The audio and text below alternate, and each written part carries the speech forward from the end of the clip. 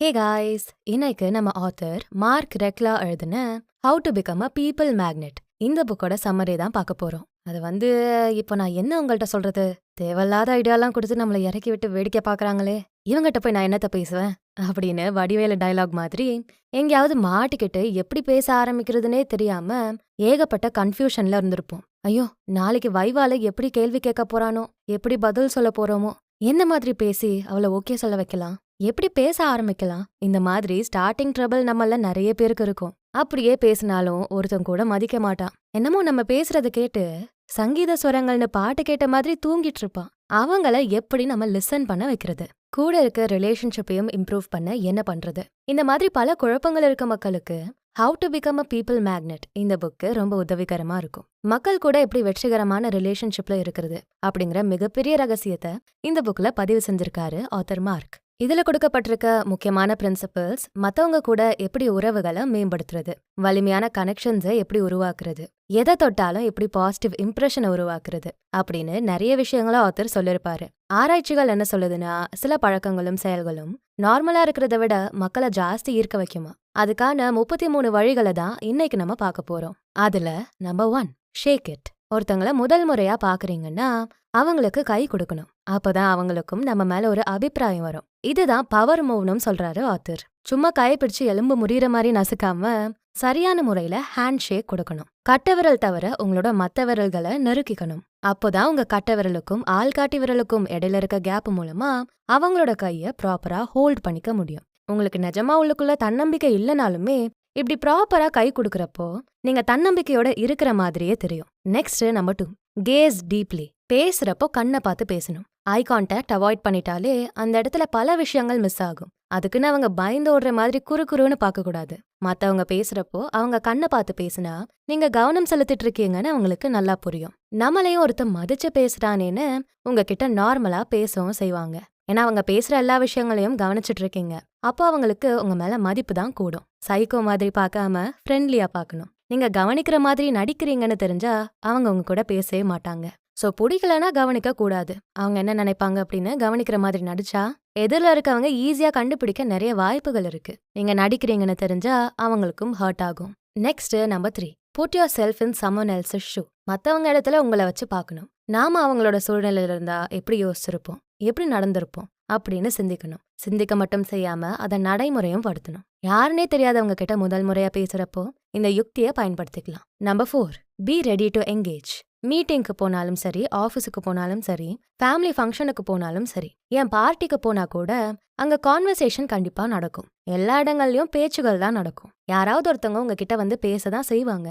இல்லனா நீங்க யார்கிட்டயாச்சும் பேச வேண்டிய சூழ்நிலை உருவாகும். சோ எல்லாத்துக்கும் எப்பவும் ப்ரிப்பேர்டாவே இருக்கணும். நீங்க எங்க போறீங்களோ அந்த இடத்துல என்ன வகையான பேச்சுகள் பேசப்படும் அப்படிங்கறத நினைவுபடுத்தி அதுக்கு ஏத்த மாதிரியே ப்ரிப்பேர் ஆகிக்கணும். அங்க பேச போற டாபிக்கா இருக்கட்டும், கேட்கப்படுற கேள்வியா இருக்கட்டும், கதைகளா இருக்கட்டும், எல்லாத்துக்குமே ரெடியா இருக்கிறது ரொம்பவே நல்லது. ஏன்னா அவங்க கிட்ட பேசுறப்போ ஒண்ணுமே தெரியாம பேபான்னு முழிச்சுட்டு இருக்கிறது ஒரு மாதிரி அவமானமா இருக்கும், சங்கடமா இருக்கும். என்னத்த பேச போறோமோ தெரியலேன்னு முழிச்சிட்டு இருந்து எதிரில் இருக்கிறவங்களையும் ஒரு மாதிரி ஃபீல் பண்ண வைக்கிறதுக்கு முன்னாடியே எல்லாத்துக்கும் ப்ரிப்பேர் ஆகிக்கிறது ரொம்ப நல்லது. Next number 5, focus on CPI. சிபிஐனா காமன் பாயிண்ட் ஆஃப் இன்ட்ரெஸ்ட். ஒருத்தவங்க கூட பேசுறப்பவே இல்ல ஒரு கூட்டத்துல பேசுறப்பவே சம்பந்தமே இல்லாம மானாட மயிலாட கானக்குயில் கூத்தாட அப்படின்னு பேசுனா உருப்படியா கவனிக்கணும்னு நினைச்சு வந்தவனும் கவனிக்க மாட்டான். சோ எந்த விஷயம் பொதுவானதா இருக்கோ, எந்த விஷயம் இன்ட்ராக்ட் பண்றதுக்கு உருப்படியானதா இருக்கோ அதை தான் பேசணும். நீங்க புதுசா ஒருத்தங்க கிட்ட பேசுறப்போ சரி, ஆல்ரெடி தெரிஞ்ச ஒருத்தர்கிட்ட பேசுறப்போ சரி, எவ்வளோ சீக்கிரம் முடியுமோ அவ்வளோ சீக்கிரம் அவங்க எதை பத்தி பேசுறதுல ஆர்வமா இருக்காங்க அப்படின்னு புரிஞ்சுக்கணும். அதை கண்டுபிடிச்சிட்டாலே போதும். நீங்க பேசுறத வச்சு மக்கள் உங்க பக்கம் ஈர்க்கப்பட்டுருவாங்க. உங்களுக்கும் அவங்களுக்கும் இடையில என்ன பாண்ட் இருக்கு அப்படிங்கறத இந்த விஷயம்தான் தெரியப்படுத்தும்.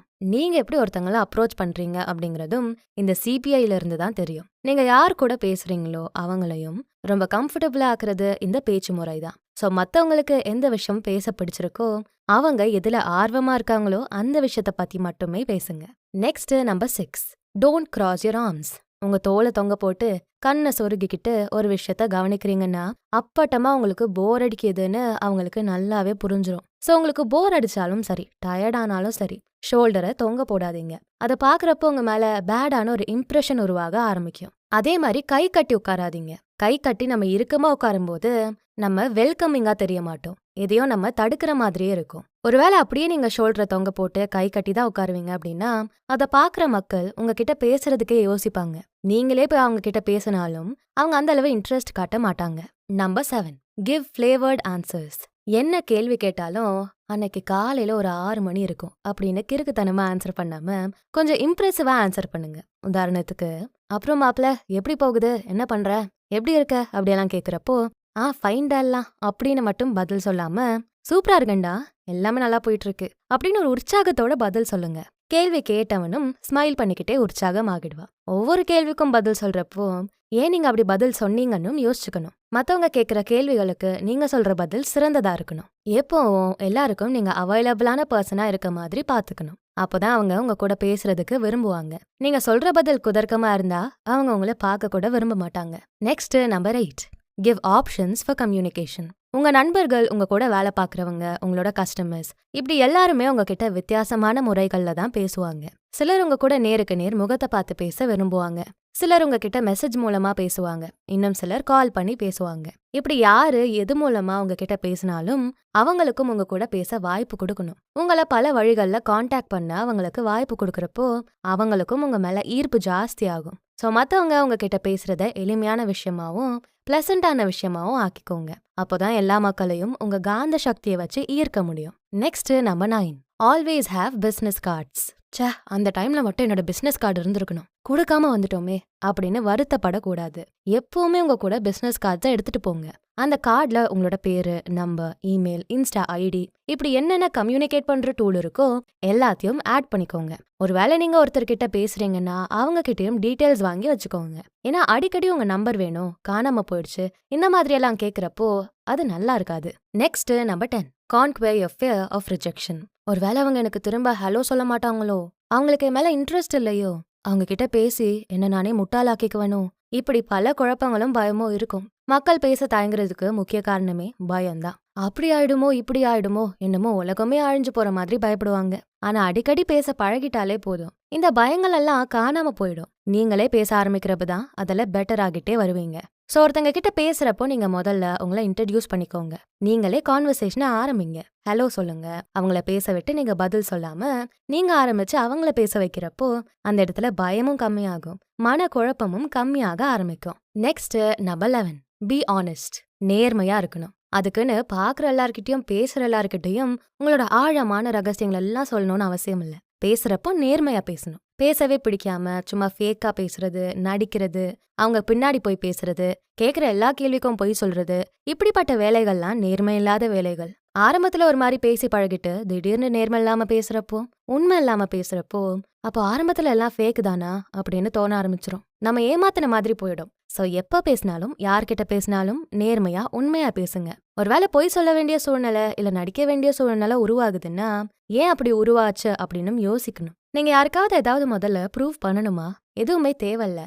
நீங்களா இருந்தா போதும். ஒருவேளை இப்படி பேசினா அவங்க என்ன ஜட்ஜ் பண்ணிடுவாங்களோ அப்படின்னு பொய் சொல்றதுக்கு நம்ம இருக்கப்படியே நேர்மையா இருந்துட்டு போயிடுறது ரொம்பவே பெஸ்ட். ஒரு விஷயத்துல பொய் சொல்ல வேண்டிய சூழ்நிலை வருது, உங்களுக்கு அன்கம்ஃபர்டபுளா இருக்கு அப்படின்னா அந்த விஷயத்த பேசாம விலகி போயிடுறது ரொம்ப நல்லது. அவங்க கிட்ட பொய் சொல்லி அது லேட்டரா அவங்களுக்கு தெரிய வந்து அசிங்கப்பட்டு உங்களை பிடிக்காம போறதுக்கு முன்னாடியே உண்மையா நேர்மையா இருந்துடலாம். நீங்க ஃபேக்கா நேர்மை இல்லாம நடந்துக்கிட்டு அவங்க உங்க கூட நல்ல ஃப்ரெண்டா இருக்கணும்னு எப்படி எதிர்பார்க்கலாம்? ஸோ பெட்டர் எல்லா விஷயத்திலயும் நேர்மையா இருந்துட்டு போயிடணும். Next number 12, mirroring body language.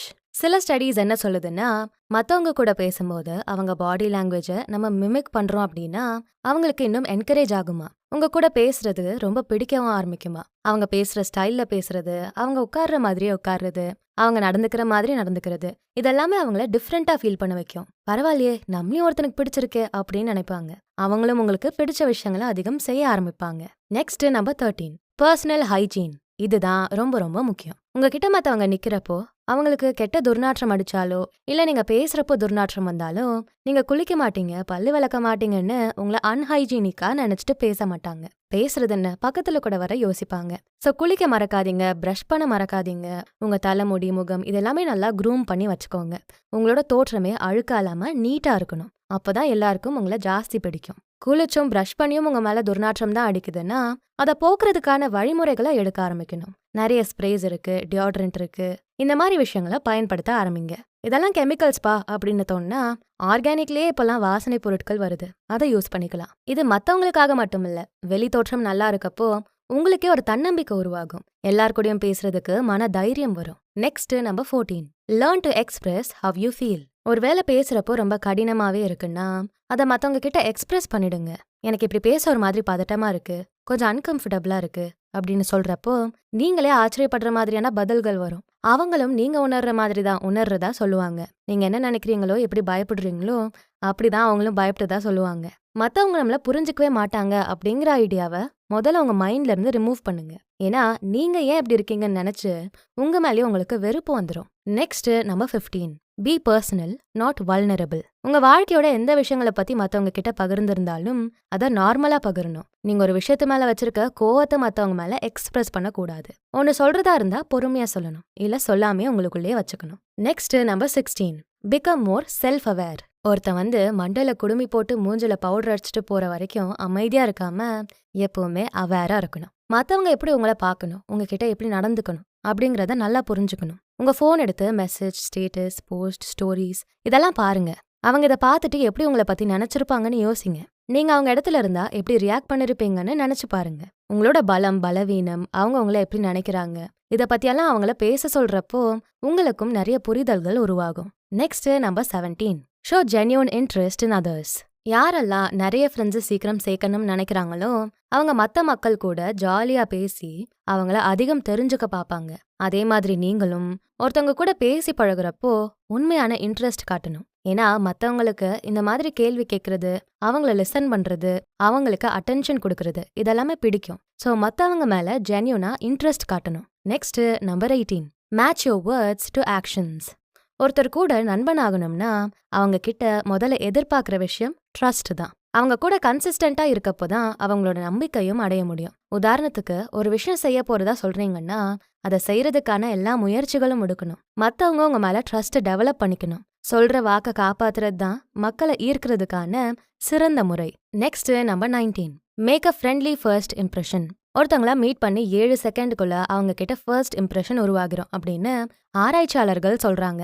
So ஒருத்தங்க கிட்ட பேசுற முதல் நேரத்திலேயே அவங்க கிட்ட நல்ல இம்ப்ரெஷனை உருவாக்கிடுங்க. நீங்க எப்படி பேசுறீங்க, நீங்க எப்படி நடந்துக்கிறீங்க, இதெல்லாம் தான் உங்க மேல அவங்களுக்கு ஃபர்ஸ்ட் இம்ப்ரெஷனை உருவாக்கும். Next number 20, find common ground. மத்தவங்கள சந்திக்கிறப்போ அவங்க கிட்ட பொதுவான விஷயங்கள் ஒன்று இருக்கு, அது உங்களை விட்டு வித்தியாசப்படுது அப்படின்னு புரிஞ்சுக்கோங்க. அந்த பொதுவான விஷயங்களை வச்சு எல்லாத்தையும் முடிவு பண்ணுங்க. நீங்க ஒரு டெசிஷன் எடுத்திருப்பீங்க, மத்தவங்க இன்னொரு டெசிஷன் எடுத்திருப்பாங்க. உங்க பக்கமும் இல்லாம அவங்க பக்கமும் இல்லாம ஒரு காமன் கிரவுண்ட் நடுநிலையில வந்து நிக்கணும். Next 21, stay in touch. நிறைய நண்பர்கள் வச்சிருக்கவங்கலாம் புதுசா நண்பர்களை உருவாக்கிக்கிட்டே இருக்காங்கன்னு அர்த்தம் இல்ல. அவங்க ரொம்ப நாள் தக்க வச்சிருப்பாங்க. ஸ்கூல், காலேஜ், ஒர்க் இப்படி எத்தனை பேரை சந்திச்சாலும் அவங்க கூட டச்லயே இருக்க பார்க்கணும். Next number 22, lend an year. யார் என்ன விஷயங்கள சொன்னாலும் காது கொடுத்து கேட்கணும். ஆராய்ச்சிகள் என்ன சொல்லுதுன்னா நல்லா பேசுறவங்கள விட நல்ல லிசனர்ஸா இருக்கவங்க தான் அதிகம் வெற்றிகளை அடைவாங்கன்னும் எல்லாரையும் அட்ராக்ட் பண்ணுவாங்கன்னும் சொல்லப்படுது. ஸோ யார் எது பேசினாலும் கவனிக்கக்கூடிய திறமைய வளர்த்துக்கோங்க. Next number 23, show excitement. உற்சாகம் அப்படிங்கிற விஷயம் எல்லாரையுமே நார்மலா ஈர்க்கக்கூடியது தான். ஸோ நீங்க பேசுறப்ப துருன்னு எக்ஸைட்டடா பேசுறீங்க அப்படின்னா அது மத்த மக்களை கொஞ்சம் ஈர்க்கிறதுக்கு உதவியா இருக்கும். Next number 24, be positive. பாசிட்டிவா இருக்கப்போ ஒரு நல்ல வைப் இருக்கும். அந்த வைப் மூலமா உங்க கூட பேசுறதுக்கு மத்தவங்களுக்கும் கம்ஃபர்டபுளா இருக்கும். ஸோ எப்பவுமே பாசிட்டிவா இருக்கணும். Next number 25, become a good story teller. ஒரு விஷயம் பேசுறப்போ மொக்கையா சொல்லாம இன்ட்ரெஸ்டிங்கா எப்படி சொல்ல முடியும்னு பாருங்க. கொஞ்சம் கதை மாதிரி பேசுறப்போ எல்லாருமே அதை விரும்புவாங்க. ஸோ அந்த மாதிரி பேச கத்துக்கணும். Next number 26, be more human. மத்தவங்க கிட்ட நம்ம எப்பவுமே கெத்தா வாழணும்னு நினைச்சு பண்ண தப்பெல்லாம் ஒத்துக்காம இருக்கக்கூடாது. ஏன்னா தப்பு ஒத்துக்கிறதுக்கும் ஒரு கெத்து வேணும். உங்களோட பலவீனங்களை வெளிப்படுத்த பயப்படாதீங்க. நீங்க செய்யற தவறுகளை பார்த்து நீங்களே சிரிங்க. அதை ரொம்ப சீரியஸா எடுத்துக்கிட்டு டிப்ரெஸ் ஆகாதீங்க. Next number 27, make people laugh. மத்தவங்கள சிரிக்க வைக்கிறதுல இருக்க நிம்மதியே தனி. நீங்க ஜாலியா ஃபன்னா இருக்கீங்கன்னா எல்லாரும் உங்ககிட்ட பேச ரொம்ப ஆசைப்படுவாங்க. ஸோ மக்களை நல்லா சிரிக்க வைக்க பழகிக்கோங்க. அதுக்குன்னு ஒருத்தங்களை கஷ்டப்படுத்தி இன்னொருத்தங்களை சிரிக்க வைக்க கூடாது. Next number 28, make it about them. உங்களை பத்தி நீங்க அதிகம் கவனம் செலுத்தாம உங்க கூட பேசுறவங்கள பத்தி நீங்க யோசிக்கிறப்போ அவங்க மேல உங்க கவனத்தை செலுத்துறப்போ நிறைய விஷயங்கள் ஈஸி ஆயிடும். ஸோ மத்தவங்க பாயிண்ட் ஆஃப் வியூல இருந்து யோசிக்கணும். Next number 29, broaden your horizons. உங்களுக்கு நிறைய ஃப்ரெண்ட்ஸை சேர்க்கணும்னு ஆசை இருந்தா நிறைய ஆக்டிவிட்டீஸ்ல இன்வால்வ் ஆகிக்கணும். பல சமூக சேவைகள்ல ஈடுபடணும். அப்போதான் நிறைய மக்களை சந்திப்பீங்க, நிறைய விஷயங்களை கத்துப்பீங்க. எக்ஸ்ட்ரோவர்ட்டா இருக்கீங்கன்னா உங்களால சமூகத்துக்கு தேவையான சில ஆற்றல்களை வளர்த்துக்க முடியும். ஸோ உங்களை சுத்தி இருக்க வட்டாரத்தை விரிவுபடுத்திக்கோங்க. இதுவே உங்களுக்கு மக்களை ஈர்க்க ரொம்பவே உதவி பண்ணும். Next number 30, remember the details.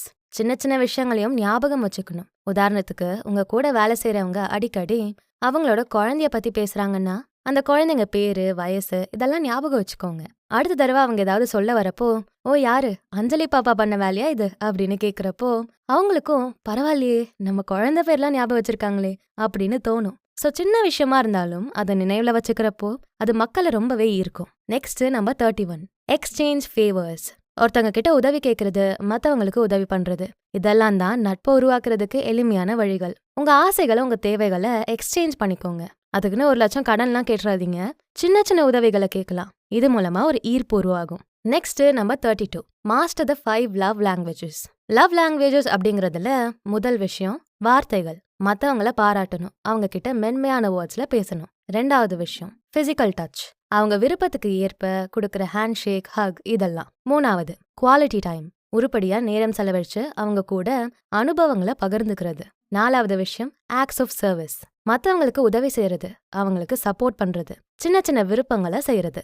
அஞ்சாவது விஷயம் கிஃப்ட்ஸ், சின்ன சின்ன ஞாபகங்களை ஏற்படுத்துற கிஃப்ட்ஸ் கொடுக்கறது. இதெல்லாம் அவங்கள என்கரேஜ் பண்ற மாதிரி இருக்கும். இந்த 5 விஷயங்களும் நம்ம அன்பை வெளிப்படுத்தும். இது மூலமா மக்களை ஈர்க்க முடியும். நெக்ஸ்ட் நம்பர் 33, டெவலப் மோர் செல்ஃப் கம்பேஷன். எப்படிடா இதுல இருந்து வெளியே வர்றதுன்னு பார்ட்னரோட ஃபோன் மெசேஜை பார்க்காம இருக்கிறது, பாஸோட காலை அட்டன் பண்ணாம இருக்கிறது, அம்மாவை விட்டு தள்ளி இருக்கணும்னு வேற கண்ட்ரிக்கு போறது, இதெல்லாம் பண்ணலாம். ஆனா உங்ககிட்ட இருந்து உங்களால என்னைக்கும் எஸ்கேப் ஆக முடியாது. இந்த எண்ணங்கள், கில்ட் எல்லாமே உங்களை வாட்டி வதைக்கும். உங்களையே உங்களுக்கு பிடிக்கலனா வேற யாருமே உங்களுக்கு பிடிக்காது. மக்கள் உங்ககிட்ட நெருங்க கூட யோசிப்பாங்க. சுய இரக்கத்தை டெவலப் பண்ணிக்கணும். இப்படி யோசிச்சு பாருங்க, மத்தவங்கலாம் எப்படி ஒரு உயிரோ அதே மாதிரிதான் நீங்களும் ஒரு உயிர். நீங்க எப்படி மத்தவங்களுக்கு சில விஷயங்களை பண்ணவே மாட்டீங்களோ அந்த விஷயங்களை இப்ப நீங்க உங்களுக்கு பண்ணிட்டு இருப்பீங்க. அது உங்க உயிருக்கு நீங்க பண்ற துரோகம். சோ அதை பண்ணாதீங்க. முதல்ல நம்ம மேல நம்ம இரக்கம் காட்டணும், நம்மள நாம லவ் பண்ணணும். அப்பதான் மத்தவங்கள லவ் பண்ண முடியும், இரக்கம் காட்ட முடியும். இந்த 33 வழிமுறைகளை வச்சு சீக்கிரமே மக்களை ஈர்க்க முடியும்னு ஆத்தர் மார்க் சொல்றாரு. ஆனா நல்லா ஞாபகம் வச்சுக்க வேண்டிய விஷயம், பேசுறதுக்கு என்னைக்கும் தயாரா இருங்க, நேர்மையா இருங்க, மத்தவங்கள அனுமதிங்க. அப்போதான் மேக்னெட்டா மாற முடியும். ஆத்தர் சொன்ன விஷயங்களை வாழ்க்கையில அப்ளை பண்ணி மக்களை